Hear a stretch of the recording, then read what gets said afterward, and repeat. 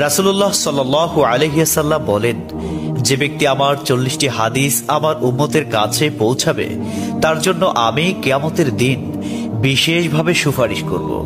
সুবহানাল্লাহ। নাম্বার 2, মানুষের মধ্যে যারা মৃত্যুকে বেশি করে স্মরণ করে এবং তার জন্য প্রস্তুতি নেয় তারাই সবচেয়ে বুদ্ধিমান। নাম্বার 3, প্রত্যেক জিনিসের জাকাত আছে, আর দেহের জাকাত হচ্ছে রোজা। নাম্বার 4, যে তার সময় আল্লাহর জন্য ব্যয় করে না তার জন্য জীবন অপেক্ষা মৃত্যু শ্রেয়। নাম্বার 5, যারা সব সময় ইস্তিগফার তথা ক্ষমা প্রার্থনা করে তাদের সাথে উঠা বসা করুন, কেননা তাদের হৃদয় সবচেয়ে কোমল হয়। নাম্বার 6, তুমি যত সিজদা দিবে আল্লাহ তত গুণা তোমার মাফ করে দিবেন। সুবহানাল্লাহ। নাম্বার 7, সূরা ফাতিহা প্রায় 1000 রোগের ওষুধ। নাম্বার 8, হাতের তালুতে জ্বলন্ত আগুনের কয়লা রাখলে যেমন কষ্ট হবে তার চেয়ে বেশি কষ্ট হবে শেষ জামানায় ঈমান রাখতে। নাম্বার 9, রোজাদারদের জন্য প্রতিদিন জান্নাতকে সুসজ্জিত করা হয়। সুবহানাল্লাহ। নাম্বার 10, রাসূল সাল্লাল্লাহু আলাইহি ওয়াসাল্লাম বলেছেন, কিয়ামতের দিন সব নবীর চেয়ে আমার উম্মতের সংখ্যা বেশি হবে এবং আমি সর্বপ্রথম জান্নাতের দরজা খুলব। সহিহ মুসলিম, হাদিস নম্বর 196। 11, যে ব্যক্তি রোজা রাখা অবস্থায় মারা যাবে আল্লাহ তাকে কিয়ামত পর্যন্ত সকল রোজার সওয়াব দান করবেন। সুবহানাল্লাহ। নাম্বার 12, যে ব্যক্তি ফজরের নামাজ আদায় করল সে আল্লাহর হিফাজতে চলে গেল। নাম্বার 13, রাসূলুল্লাহ সাল্লাল্লাহু আলাইহি ওয়াসাল্লাম বলেছেন, রোজা ও কোরআন কিয়ামতের দিন মানুষের জন্য সুপারিশ করবে। মুসনাদে আহমদ, হাদিস নম্বর 6626। 14, নবীজি বলেছেন, রোজাদারদের জন্য সবচেয়ে বড় খুশির সংবাদ হলো হাসরের মাঠে আল্লাহ সবার আগে রোজাদারদের সাথে সাক্ষাৎ করবেন। সুবহানাল্লাহি ওয়া বিহামদিহি।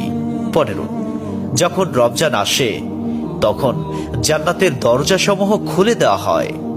16, রাসূলুল্লাহ সাল্লাল্লাহু আলাইহি ওয়াসাল্লাম বলেন, যখন কোনো বান্দা আল্লাহর দিকে দুটি হাত উঠায় তখন তিনি তা ব্যর্থ বা শূন্যভাবে ফিরিয়ে দেন না। তিরমিজি, হাদিস নম্বর 502। 17, হযরত মুহাম্মদ সাল্লাল্লাহু আলাইহি ওয়াসাল্লাম বলেছেন, একটি খেজুরের অর্ধেক হলেও দান করে জাহান্নামের শাস্তি হতে নিজেকে হেফাজত করো। সহিহ বুখারী, হাদিস নম্বর 6023। প্রিয় ভাইরা, নাম্বার 18, যদি ভালো হতে চাও তবে সর্বপ্রথম মিথ্যা বলা ছেড়ে দাও। 19, তুমি যখন রাস্তা দিয়ে যাও তখন আল্লাহর নামে জিকির করো, কারণ হাসরের দিন ওই রাস্তা তোমার নামে সাক্ষ্য দিবে। 20, তোমরা সব সময় উযু করো, কারণ কিয়ামতের দিন যারা উযুকারী তাদের হাত পা উজ্জ্বল থাকবে। সুবহানাল্লাহি ওয়া বিহামদিহি। 21, যার দুঃখ বেশি তার প্রতি আল্লাহর রহমত বেশি। 22, যখনই নামাজে দাঁড়াবেন জীবনের শেষ নামাজ মনে করবেন। 23, যে মহিলা গর্ভাবস্থায় 1 খতম কোরআন পাঠ করবে তার গর্ভের ওই সন্তান একজন নেককার বান্দা হিসেবে দুনিয়াতে আগমন করবে। সুবহানাল্লাহ। 24, চুপ থাকার কারণে মানুষের যেই মর্যাদা হাসিল হয় তা 60 বছর নফল ইবাদত হতে উত্তম। সুবহানাল্লাহ। 25, রাসূলুল্লাহ সাল্লাল্লাহু আলাইহি ওয়াসাল্লাম বলেছেন, জান্নাতের সবচেয়ে নিকটবর্তী আমল হলো সময় মতো সালাত আদায় করা। সহিহ মুসলিম, হাদিস নম্বর 260। 26, যে ধোঁকা দেয় সে আমার উম্মতের অন্তর্ভুক্ত নয়। 27, তুমি জানো তুমি সঠিক তবু তর্ক করো না, তর্কে জড়াইও না। 28, হযরত মুহাম্মদ সাল্লাল্লাহু আলাইহি ওয়াসাল্লাম বলেছেন, তোমরা বিপদে পড়ে মৃত্যু কামনা করবে না, বরং বলবে, হে আল্লাহ, যে পর্যন্ত জীবিত থাকা আমার জন্য কল্যাণকর আমাকে ততক্ষণ জীবিত রাখুন, এবং যখন মৃত্যু আমার জন্য কল্যাণকর তখন তুমি আমাকে মৃত্যু দাও। 29, সূরা ইয়াসিনকে কুরআনের হৃদয় বলা হয়। 30, হযরত মুহাম্মদ সাল্লাল্লাহু আলাইহি ওয়াসাল্লাম বলেন, মায়ের একটি কষ্টের নিঃশ্বাস 7টি দোজখের চেয়েও ভয়ঙ্কর, আর একটি সুখের হাসি 8টি বেহেশতের সমান। সুবহানাল্লাহ। 31 যে অন্যের বাবা মাকে গালি দিল সে যেন নিজের বাবা মাকেই গালি দিল। 32 রাসূলুল্লাহ সাল্লাল্লাহু আলাইহি ওয়াসাল্লাম বলেছেন, আমি যা জানি তোমরা যদি তা জানতে পারতে তবে নিশ্চয় খুব কম হাসতে এবং খুব বেশি পরিমাণে কাঁদতে। 30 মানুষ যদি মৃত ব্যক্তির আর্তনাদ দেখত এবং শুনতে পেত তাহলে মানুষ মৃত ব্যক্তির জন্য কান্না না করে নিজের জন্য কাঁদত।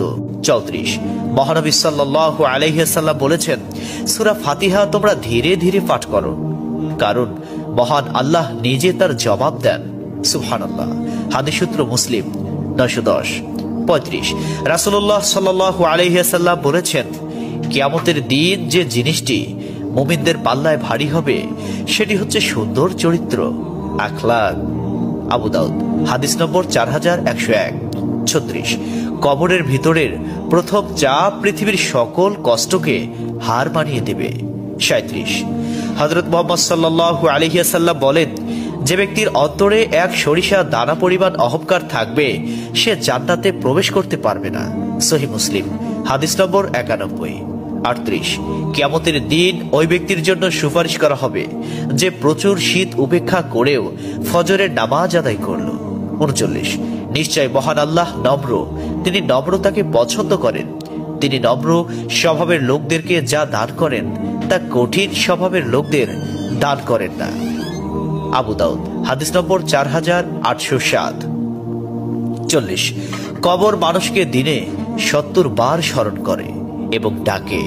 আল্লাহ সুবহানাহু ওয়া তাআলা আমাদের সঠিক জ্ঞান এবং বুঝার তৌফিক দান করুন।